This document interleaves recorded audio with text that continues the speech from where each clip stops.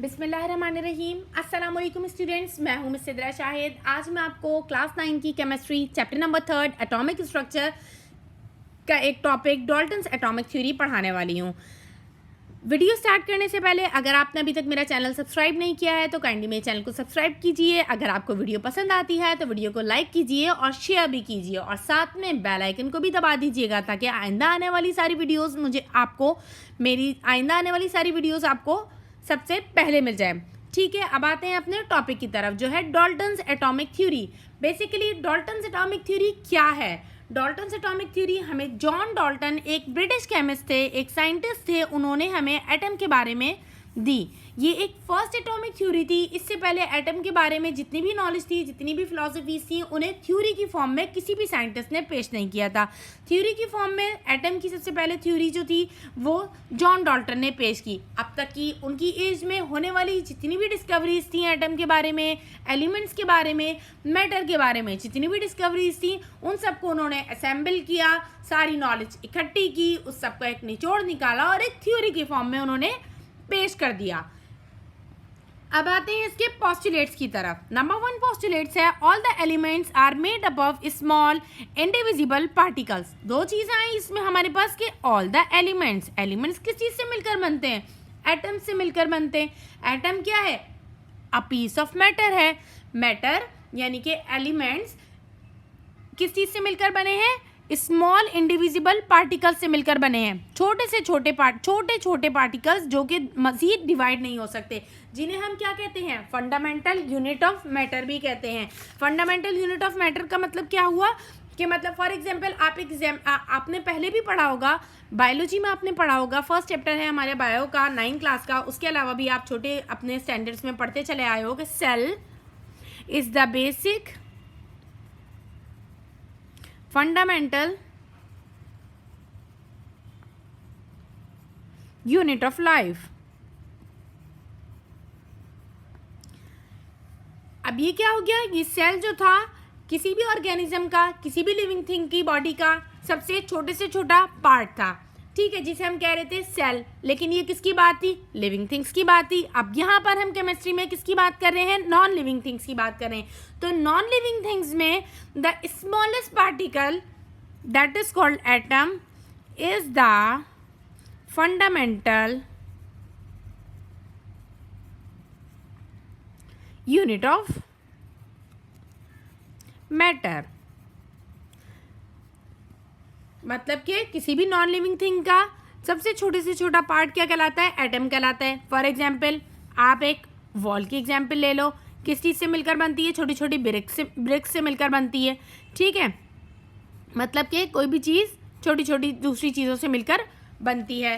ठीक है, अब इसके बाद इन्होंने बोला कि ये इंडिविजिबल पार्टिकल्स हैं। इंडिविजिबल पार्टिकल्स का मतलब कि उन्हें मजीद नहीं तोड़ा जा सकता, लेकिन इस वॉल को तो तोड़ा जा सकता है। तोड़ेंगे, ठीक है, इसको तोड़ेंगे, तोड़ के जो एक आखिरी पीस निकलेगा ना, जिसको मजीद नहीं तोड़ा जा सकता, बस वही एटम है। उसी को हम क्या कहते हैं?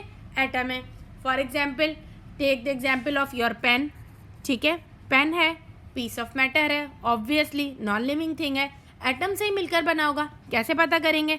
ठीक है, उसको तोड़ेंगे, एंड में एक ऐसा पीस निकलेगा जो कि मजीद नहीं टूट पाएगा, बिल्कुल पाउडर फॉर्म हो जाएगा। ठीक है, दैट इज एटम। बस वही हमारा एटम है। ठीक है, तो इन्होंने भी क्या बताया कि एलिमेंट्स जो होते हैं, जितनी भी चीज़ें होती हैं, एलिमेंट्स होते हैं, वो किस चीज़ से मिलकर बनते हैं? इनडिविजिबल पार्टिकल से मिलकर बनते हैं, जिन्हें हम क्या कहते हैं? एटम्स कहते हैं। ठीक है, अब नंबर 2 हमारे पास पोस्टुलेट क्या है? All the atoms of a given elements. किसी भी दिए गए एलिमेंट के, गिवन एलिमेंट का मतलब क्या हुआ? इसको दिमाग में रखिए कि गिवन एलिमेंट का मतलब ये कि कोई एक एलिमेंट, या तो कार्बन या ऑक्सीजन या सल्फर या सोडियम, ठीक है, या क्लोरीन, कोई भी एक एलिमेंट। गिवन एलिमेंट का मतलब इनमें से कोई भी एक दिया गया एलिमेंट। ठीक है, all the atoms of a given element, कि किसी भी एटम्स के, या तो किसी भी गिवन एलिमेंट के, या तो इसके सारे एटम, या तो इसके सारे एटम, या इसके सारे एटम, या इसके सारे एटम, या इसके सारे एटम्स। ऐसा नहीं है कि इन सबके सारे एटम, ऐसा बिल्कुल नहीं, या तो इसके या इसके या इसके या इन सब के। ठीक है, अलग अलग atoms. All the atoms of a given element are identical in all respects. Same होंगे, मतलब कार्बन के हमने क्या बात की कि इसकी बात हो रही है तो सिर्फ इसी की, इसके साथ इसकी नहीं, इसके तमाम एटम्स जो होंगे वो एक जैसे होंगे। क्या होंगे? आइडेंटिकल होंगे।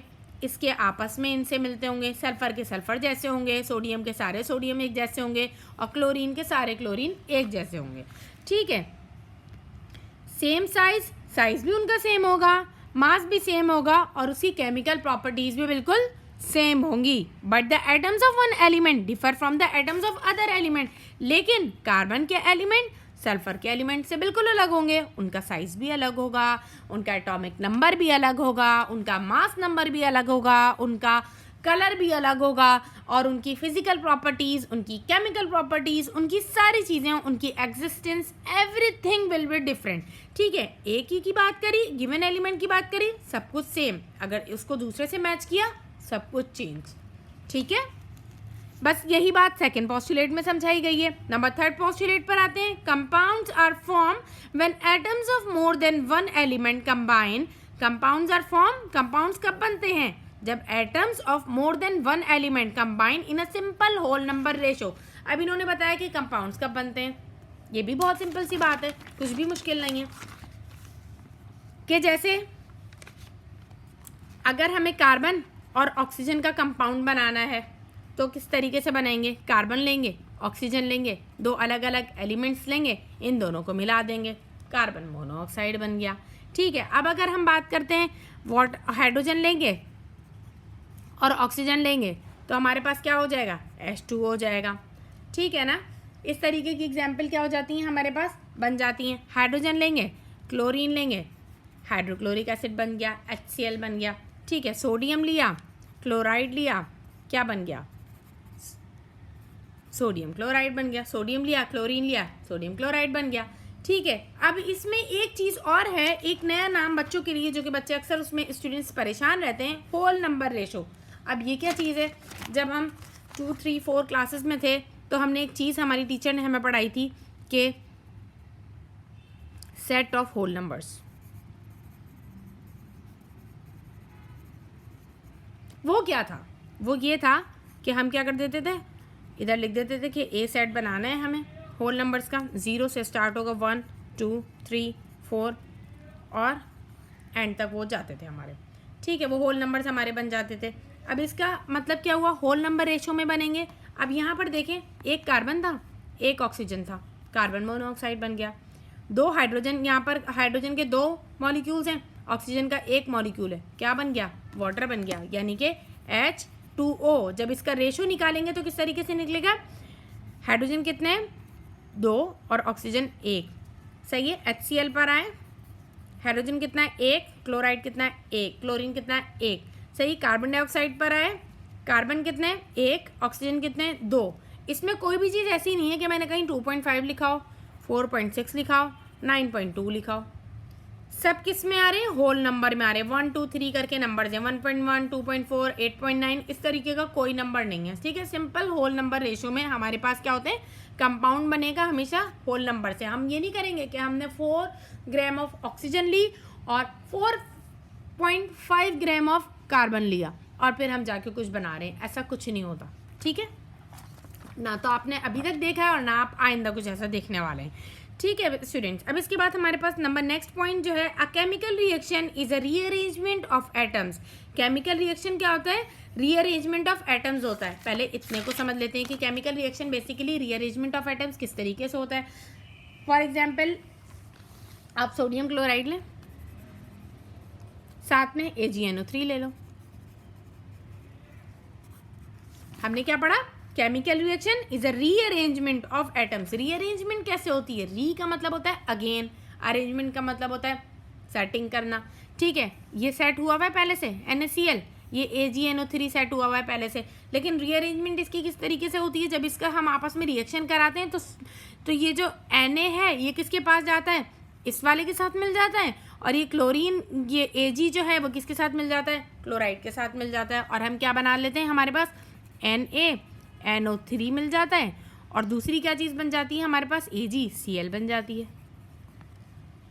ये हमारे पास बना। ठीक है, इन्होंने क्या बोला, a chemical reaction is a rearrangement of atoms. Rearrangement of atom हो गई।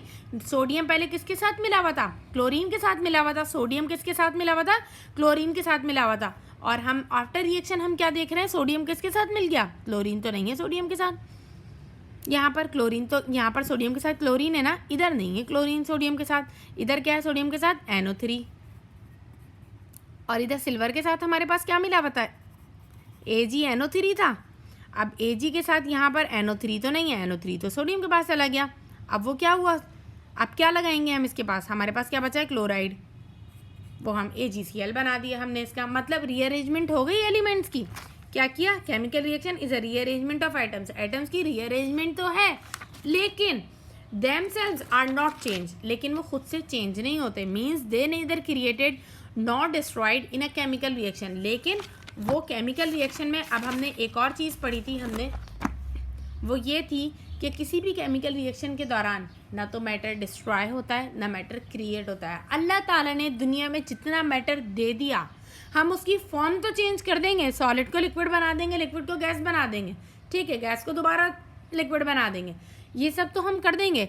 लेकिन हम क्या करेंगे, ना तो हम मैटर को किसी सूरत ना तो गायब कर सकते हैं ना पैदा कर सकते हैं, ठीक है। Matter can neither be created nor be destroyed. Matter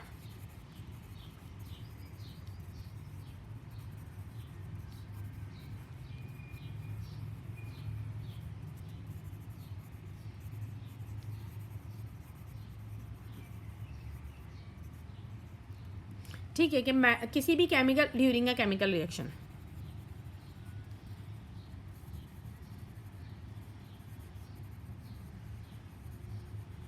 किसी भी केमिकल रिएक्शन के दौरान ना तो मैटर को पैदा किया जा सकता है और ना मैटर को फना किया जा सकता है। अल्लाह ताला ने दुनिया में जितना मैटर दे दिया उसकी हम फॉर्म्स को तो चेंज कर रहे हैं, लेकिन अपने पास से खुद से कहीं से कोई नया मटेरियल नहीं ला सकते दुनिया में। बस जो है बस वही है। इसी तरह किसी भी केमिकल रिएक्शन में जितना मैटर हमारे पास, जितनी चीज़ मौजूद थी उतना ही है। यहाँ पर सोडियम क्लोराइड था, ये रहा सोडियम, ये रहा क्लोरीन, AgNO3, ये रहा Ag और ये रहा NO3, और जितना जितना था उतना ही था, ठीक है।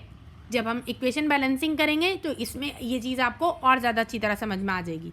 अब इंशाल्लाह नेक्स्ट वीडियोस में हम इक्वेशन बैलेंसिंग ही करेंगे। अच्छा, अब इसके बाद अब इन्होंने ये थ्योरी तो अपनी पूरी दे दी, लेकिन अब जब इन्होंने ये थ्योरी दे दी, थ्योरी देने के काफ़ी सालों के बाद क्या हुआ, और डिस्कवरीज हुई। डिस्कवरीज तो कभी रुकती नहीं है, ना पहले कभी रुकी हैं ना अब कभी आइंदा रुकेंगी। अब वो क्या करते थे, सर जॉन डाल्टन जो थे ये बड़े एक्टिव टाइप ऑफ साइंटिस्ट है। ये हर चीज़ में जितनी भी डिस्कवरीज हो रही होती थी, जितनी भी इन्वेंशंस हो रही होती थी, उनमें ये टॉप पर रहते थे, आगे आगे रहते थे, आगे आगे रहते थे। इन्हें बहुत शौक था हर चीज़ में घुसने का, हर चीज़ के बारे में डिस्कवरीज में हिस्सा लेने का। तो बहुत ज़्यादा ये एक्टिव एक मेंबर होते थे। अब क्या होता था, जब वो एक्टिव मेंबर थे तो जितनी भी उस वक्त तक की नॉलेज होती थी, उस वक्त तक की जितनी भी फिलॉसफीज़ होती थी, वो अपनी राय दे देते थे और कोई थ्योरी बना के पेश कर दी, कभी कोई पोस्टुलेट बना के पेश कर दिया, कभी कोई फिलॉसफी दे दी, कभी कुछ, कभी अपना कोई कॉमेंट कहीं दे दिया, कभी कोई व्यूज़ दे दिए, ठीक है। तो होता ये था कि अब आगे जाके काफ़ी सालों बाद जब डिस्कवरीज होती थी ना, तो डिस्कवरीज में क्या होता था, और ज़्यादा चीज़ों को क्या हो जाता था, एडवांसमेंट आ जाती थी, चीज़ों के बारे में पता चल जाता था। तो क्या होता था, उनकी जो पुरानी दी हुई थ्योरी होती थी वो अक्सर गलत हो जाती थी, ठीक है। अब इसमें क्या था, फॉल्ट उनका भी नहीं था, क्योंकि वो तो उस वक्त तक की नॉलेज की बेस पर अपनी आगे आप लोगों को नॉलेज दे रहे थे, ठीक है। तो इसमें फॉल्ट उनका भी नहीं था। इसी तरह जब डाल्टन्स की एटॉमिक थ्योरी आई, जॉन डाल्टन की एटॉमिक थ्योरी आई, उसके काफ़ी सालों के बाद उसमें कुछ डिफेक्ट्स भी आए।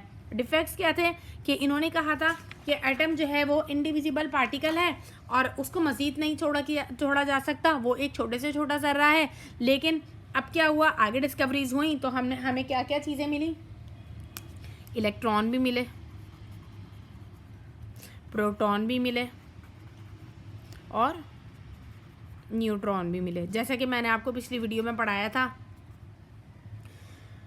कि एटम होता है, ये उसका न्यूक्लियस होता है, और ये क्या होते हैं, उसके शेल्स या ऑर्बिट्स होते हैं। यहाँ पर इलेक्ट्रॉन्स होते हैं, अंदर प्रोटॉन और न्यूट्रॉन होते हैं, ठीक है।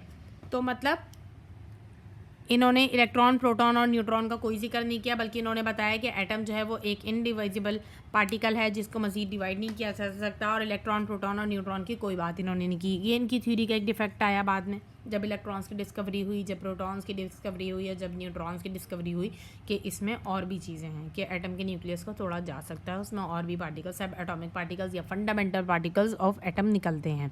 ठीक है, अब इसके बाद नेक्स्ट इनकी क्या एक और चीज़ प्रॉब्लम करी, वो ये थी एटम्स ऑफ सेम एलिमेंट में differ in their atomic masses and such atoms of an element are called isotopes.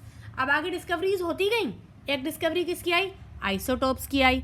Isotopes क्या होते हैं? बेसिकली सेम एलिमेंट होता है, लेकिन क्या होता है, उनका मास नंबर डिफरेंट होता है। ठीक है, तो एलिमेंट एटॉमिक मासेस जो होते हैं ना, उसमें क्या करते हैं आइसोटोप, जैसे अगर हाइड्रोजन ही है ना, तो हाइड्रोजन का क्या होगा, एटॉमिक नंबर तो सेम होगा, लेकिन एटॉमिक मास जो होगा उसमें डिफरेंट होगा, जो हम अभी आगे पढ़ेंगे, प्रोटियम, ड्यूट्रियम और ट्राइट्रियम करके हमारे पास आइसोटोप्स आते हैं। इस तरह बहुत सारे एलिमेंट्स से, कुछ एलिमेंट्स से उनके आइसोटोप्स आते गए। जब आइसोटोप्स आए तो वो एटम्स जो थे वो सेम एलिमेंट के एटम्स, हमने जैसे आपको यहाँ पर बताया था ना अभी, कि जैसे कार्बन का एटम, ऑक्सीजन का, सल्फर, सोडियम, क्लोरीन, इनके एटम्स जो हैं आपस में सेम है, लेकिन क्या हुआ, ऑक्सीजन का क्या आ गए, आगे जाके हमारे पास आइसोटोप्स आ गए, जिसकी वजह से ऑक्सीजन के उसकी प्रॉपर्टीज़ में और उसके स्ट्रक्चर में और उसके एटॉमिक मासेस में जो है वो फ़र्क आ गया। ठीक है, तो एक इसकी डिस्कवरी के बाद ये चीज़ हुई, और एक इलेक्ट्रॉन, प्रोटॉन और न्यूट्रॉन की डिस्कवरी के बाद ये दो डिफेक्ट्स आए, अदरवाइज इनकी थ्योरी बिल्कुल ठीक थी। ठीक है स्टूडेंट्स, अगर आपको मेरी वीडियो पसंद आई है तो प्लीज़ वीडियो को लाइक ज़रूर कीजिएगा, और मेरे चैनल को सब्सक्राइब कीजिए, और वीडियो को शेयर कीजिए।